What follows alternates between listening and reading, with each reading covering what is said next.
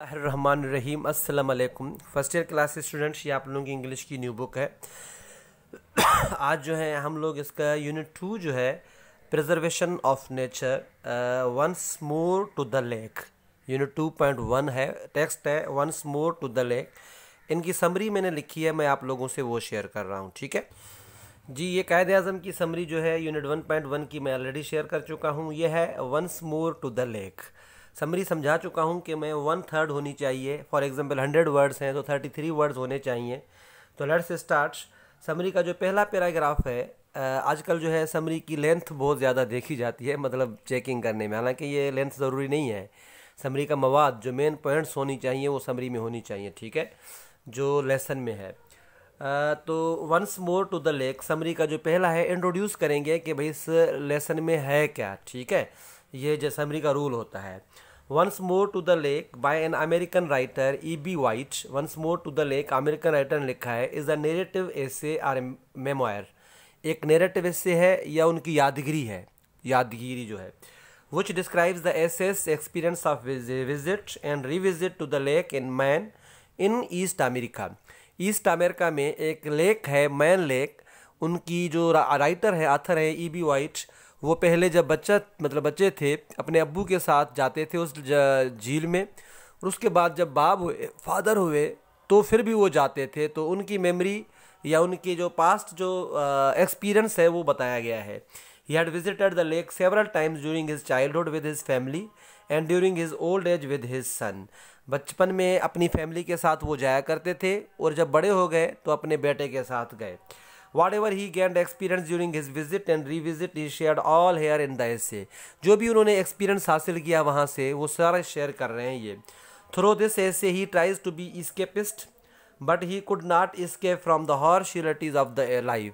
वो ऐसे से ऐसे के मतलब प्रूव करता है ख़ुद को, वो escapist थे, भागना चाहते थे हकीकतों से जान छुड़ाना चाहते थे, जो रियल हार्श रियलिटीज़ होती हैं ज़िंदगी की, लेकिन वो जान नहीं छुड़ा पाते हैं। वो पहचान लेते हैं कि भाई दुनिया फ़ानी है, मॉर्टलिटी जो है, मैन इज़ मॉर्टल, ये पहचान लेते हैं। ठीक है, तो लेट्स स्टार्ट द समरी। कैसी मतलब जो उसमें क्या लिखा है। The essayist begins this essay by describing how the lake in Maine enchanted him and became the world's best place during his first visit to it with his family in 1904। ठीक है, ऐसे शुरुआत करता है कि 1904 में जब वो गए थे अपनी फैमिली के साथ, कैसे उन वो लेक की जो खूबसूरती है उनमें महव हो गए और वो कैसे उनकी दुनिया की बेहतरीन प्लेस बन गई, जगह बन गई। When he was a child, he with his family often went to visit the lake during the summer vacations। जब वो बच्चे थे अपनी फैमिली के साथ समर वेकेशन में, अगस्त में वहाँ पे स्टार्ट होती है अमेरिका में, वो जाया करते थे घूमने उस लेक को। After becoming father, he plans to revisit the lake in order to gain now the experience of a father's feeling। लेकिन जब अब्बू बन गए तो वो दोबारा उस लेक को घूमने जाते हैं। अब कैसे, मतलब हालांकि अब वो एक्सपीरियंस हासिल करना चाहते थे। जब ये बच्चे थे तो इनके अब्बू की जो या बाप फादर जो है वो एक्सपीरियंस कैसे हासिल करते, पहले बेटे एज अ चाइल्ड के तौर पे, अब एज अ फादर के तौर पे वो एक्सपीरियंस हासिल गेन करना चाहते थे। He makes himself fully prepared to stay a couple of days in a camp near to lake। अब फुल तैयार किया उसको और कैंप में रहने के लिए, वहाँ पर उन्होंने कैंप को बुक करवाया था। On the way, he gets excited and wonders how this holy spot, lake, hills, streams and so on would look after so many years। ठीक है, रास्ते में वो बहुत एक्साइटेड हुए और ताज्जुब खाते थे कि जो होली स्पॉट था, लेक, झील या पहाड़ या नहरें जो थी, वो मतलब and so on would look so after, कैसे नज़र आएंगी वो। ठीक है, रास्ते में यही सोचते जा रहे थे कि हम जब झील पे पहुंचेंगे, उनकी नहरें जो देखेंगे हम, कैसे नज़र आएंगी, अब क्या फीलिंग्स होंगी। बचपन में तो ऐसी फीलिंग्स थी, अब क्या फीलिंग्स होगी। ठीक है, नेक्स्ट जो है, he sets up a camp near a farmhouse. वो एक फार्म हाउस के करीब एक कैंप में रहते हैं। Memories of the past haunts him. Past की मेमोरीज उनको याद आ जाती हैं। He finds himself in his son and himself as his father. ठीक है, and himself as his father. वो अपने आप को अपने बेटे में समा लेते थे कि मेरा बेटा जो परसेप्ट कर रहा है मैं वही हूँ बस।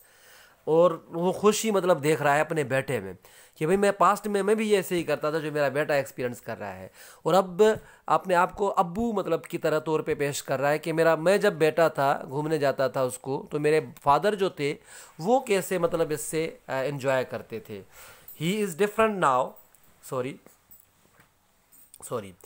द फिशिंग,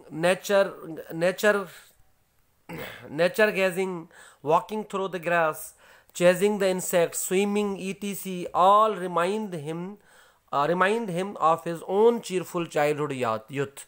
जो जो चीज़ें उन्होंने देखी, सेम चीज़ें, नेचर की कुदरत फितरत को, और इंसेक्ट्स के पीछे भागना, ड्रैगन फ्लाइज के पीछे भागते हैं, स्विमिंग करना, घास देखना, सारी चीज़ें इनको अपने बचपन की याद दिला रही थी, अपने बचपन की, जो बच्चे थे खुद आते थे। He is different now, divide of the same energy and hopes. लेकिन अब जो है वो एनर्जी नहीं है इसमें जो बच्चों में होती है। अब वो उन चीज़ों को उस तरीके से परसेप्ट नहीं कर पा रहे थे जैसे बच्चे करते हैं। Instead of viewing the lake as it is, he uses his childhood eyes to perceive the lake. अब जो झील को देखते हैं तो वो कोशिश करते हैं कि बचपन वाली ज़िंदगी या बचपन वाली जो आंखें जैसे जिस झील को परसेप्ट करती हैं, मैं अपने खुद में भी बचपन वाली आंखें संभालूं या डाल दूं ताकि मैं उस खूबसूरती को परसेप्ट कर सकूं। This condition creates an interesting departure from reality into what he wants to see based on his childhood experiences. अब इस कंडीशन में वो हकीकत को भुला देता है। भाई हकीकत में क्या है, झील, ठीक है ना, क्योंकि बच्चे जो होते हैं हमेशा हकीकत से दूर होते हैं, वो हमेशा आइडियलिज्म में जीते हैं, आइडियल या इमेजिनेशन में जीते हैं, ठीक है। Okay, yes, he is delighted to find that the campsite is more or less the same as he remembers. There are same damp moss, dragonflies, waves of water, same green color board, same fresh water livings and debris etc.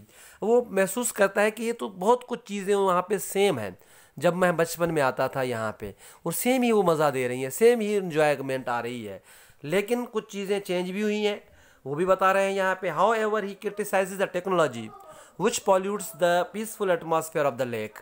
Technology को ये कसूरवार ठहराता है, criticism तनकीद का, new technology जो आई है जो काज बनता है वहाँ की पॉल्यूशन को, नॉइस पॉल्यूशन जो है वहाँ पे अब झील में वो खामोशी नहीं है जो पहले होती थी। क्यों? Previously as compare to the revisit the motor boats voice was not irritating and noisy.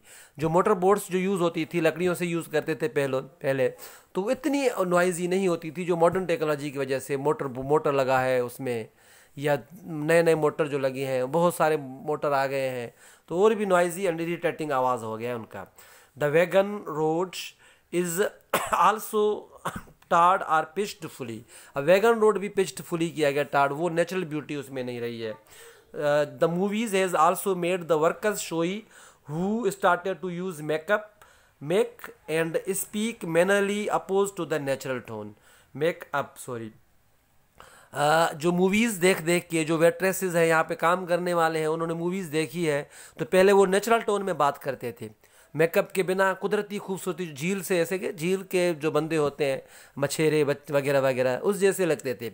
लेकिन अब मूवीज़ देख के उन्होंने खुद को बना दिया है, वो भी शहरी लगते हैं, वो मतलब चार्म नहीं आता उन वेट्रेसेस में भी, और मैनर भी उनके चेंज हो गए हैं, तरीके से अब इन नेचुरल टोन में बात नहीं करते हैं, बनावटी बात करते हैं, ठीक है। At last he with his son goes to the farmhouse where they are served dinner by waiters girls. वहाँ पे उस वक्त जो फार्म हाउस में जाते हैं उनको फिर वेटर्स गर्ल्स जो हैं वो उनकी खिदमत करती हैं। They looked still 15 like before. वो अभी भी 15 उम्र जैसे लगते हैं, मतलब जैसे पहले उनको नज़र आते थे। ये वेट्रेसेस चेंज होते रहते हैं, ठीक है। One afternoon there comes a thunderstorm. Other camp goers rush out of their camp for swimming. एक मरतबा थंडर स्टॉर्म आता है कि दूसरे कैंप वाले उसकी कैंप में जाते हैं स्विमिंग के लिए।